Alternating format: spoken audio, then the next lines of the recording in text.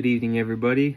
So last video I tried to use my headphones because it sounded like there was a lot of background noise, and I think that was the reason why I couldn't do the captions. So we're going to try it this way. Please do let me know if you would prefer the captions or if you prefer to me doing it with my headset.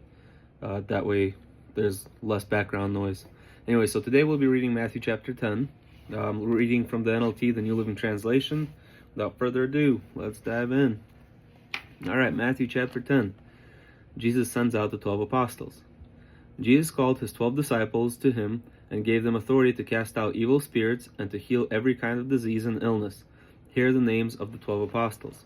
First, Simon, also called Peter, then Andrew, Peter's brother, James, son of Zebedee, John, James's brother, Philip, Bartholomew, Thomas, Matthew, the tax collector, also the same Matthew that wrote this book, James, son of Alphaeus, if I said that correctly, or if I butchered it, I'm sorry, Thaddeus, Simon the Zealot, Judas Iscariot, who later betrayed him.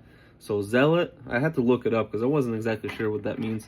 So zealot in the historical form was a member of an ancient Jewish sect that aimed at the world Jewish theocracy and resisted the Romans until 70 AD, right? Or another definition for it was the fanatical and uncompromising in pursuit of their religious ideals. So pretty much the guy was like, full on board. Anyways, let's continue. Jesus sent the 12 disciples out with these instructions.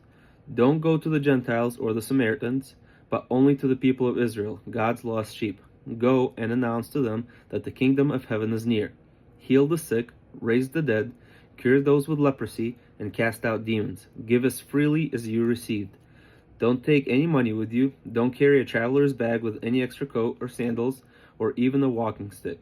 Don't hesitate to accept hospitality, because those who work deserve to be fed.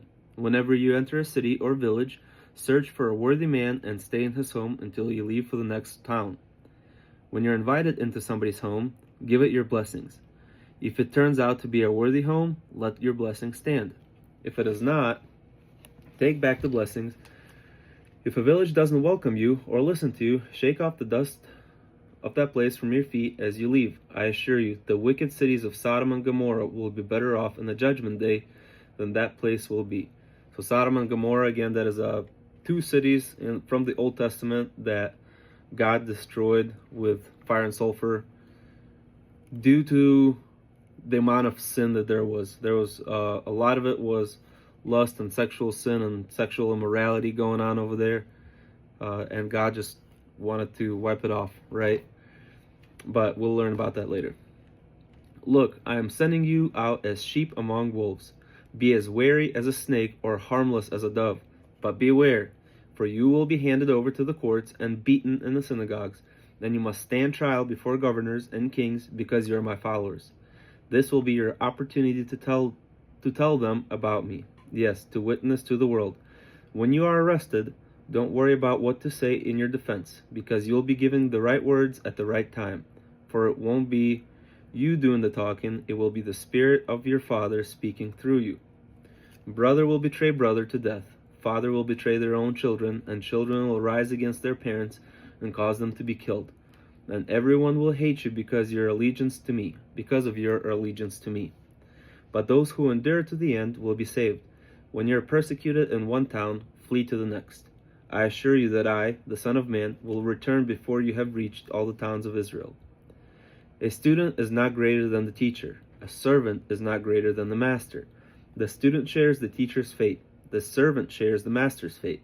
And since I, the master of the household, have been called the prince of demons, as mentioned in the previous chapter, how much more will it happen to you, the members of the household? But don't be afraid of those who threaten you, for the time is coming when everything will be revealed. All that is secret will be made public. What I tell you now in the darkness, shout it abroad when the daybreak comes. What I whisper in your ear, shout from the housetop for all to hear. Don't be afraid of those who want to kill you. They can only kill your body. They cannot touch your soul. Fear only God, who can destroy both soul and body in hell. Not even a sparrow worth only half a penny can fall to the ground without your Father knowing it. and the very hairs on your head are all numbered. So don't be afraid. You are more valuable to him than the whole flock of sparrows. If anyone acknowledges me publicly here on earth, I will openly acknowledge the person before my Father in heaven. But if anyone denies me here on earth, I will deny that person before my Father in heaven. I'm going to read that again. Matthew 11, chapter 11, verse 32 and 33. If anyone acknowledges me publicly here on earth, I will openly acknowledge that person before my Father in heaven. But if anyone denies me here on earth, I will deny that person before my Father in heaven. Don't imagine that I came to bring peace to the earth. No, I came to bring a sword. I have come to set a man against his father, and a daughter against her mother, and a daughter-in-law against her mother-in-law. Your enemies will be right in front of your own household. If you love your father or mother more than you love me, you're not worthy of being mine. If you love your son or daughter more than me, you're not worthy of being mine. If you refuse to take up your cross and follow me, you're not worthy of being mine. If you cling to your life, you will lose it. But if you give it up to me, you will find it. Anyone who welcomes you is welcoming me, and anyone who welcomes me is welcoming the Father who sent me. If you welcome a prophet as one who speaks for God, you will receive the same reward a prophet gets. And if you welcome good and godly people because of their godliness, you will be given the rewards like theirs. If you give even a cup of cold water to one of the least of my followers, you will surely be rewarded. Alright, so that's the end of chapter 10 there. I kind of didn't stop as much to expand on some things because I wanted to wait to the end. A lot of people kind of struggle with this, right? Brother will betray brother to death. Father will betray their own children. I've come to set man against his father, and a daughter against her mother, and a daughter-in-law against her mother-in-law. Your enemies will be right in your own household. If you love your father and mother more than you love me, you're not worthy to be mine.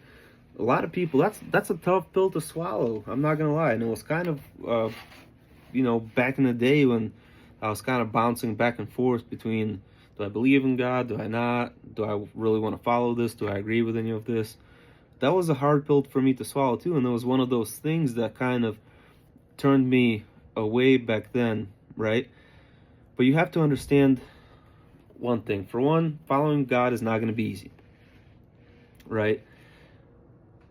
It is very, very interesting to me, and I'm not sure exactly how it is all across the world, but at least in America, right?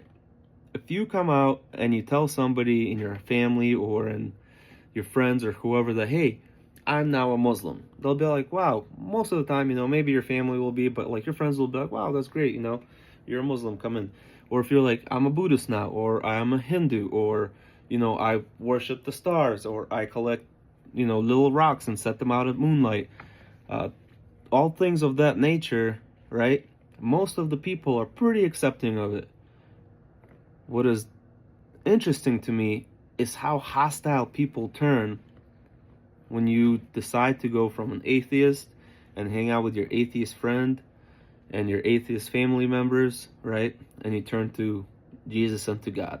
The difference between those two is huge. And I think that is exactly why he says your enemies, and this is in Matthew 11, chapter 11, verse 36, your enemies will be right in your own household.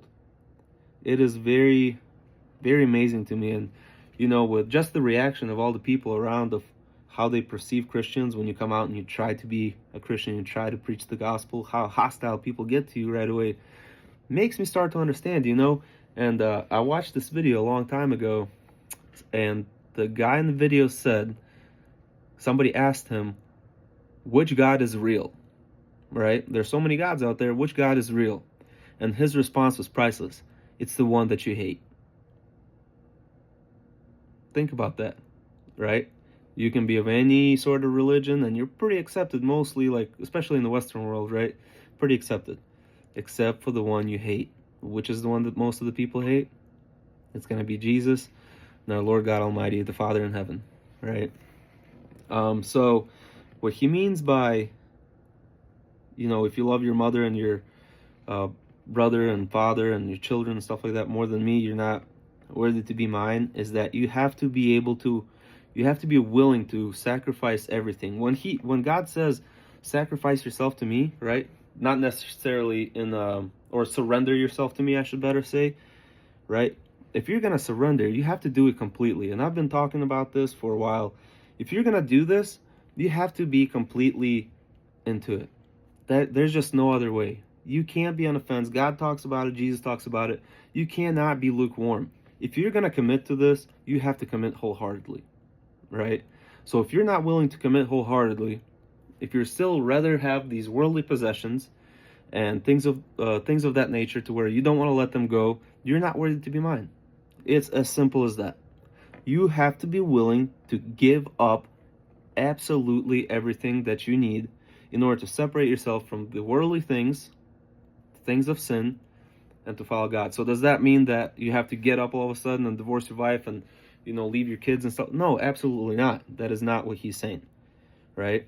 That is not what he's saying. He, in my opinion, personal opinion, he is using this as an example of the things that are closest to you that might be holding you back, that might be holding you in sin. You have to be able to let go of those things in order to follow him. You have to pick up your cross daily in order to follow him and for him to be to call you his, right? And another thing too is, if anyone acknowledges me publicly here on earth, I will openly acknowledge that person before my Father in heaven. Anyways, guys, as always, I love you. God bless you and your families. Please, if you have any questions, if you have any concerns or anything like that, either shoot it down in the comments or go ahead and message me directly, and I'll try to explain something the best that I possibly can. If I don't know, I'll look it up and look deeper into it in order to give a better explanation. God bless you guys. Love you. Hopefully I'll see you in chapter 11. Take care.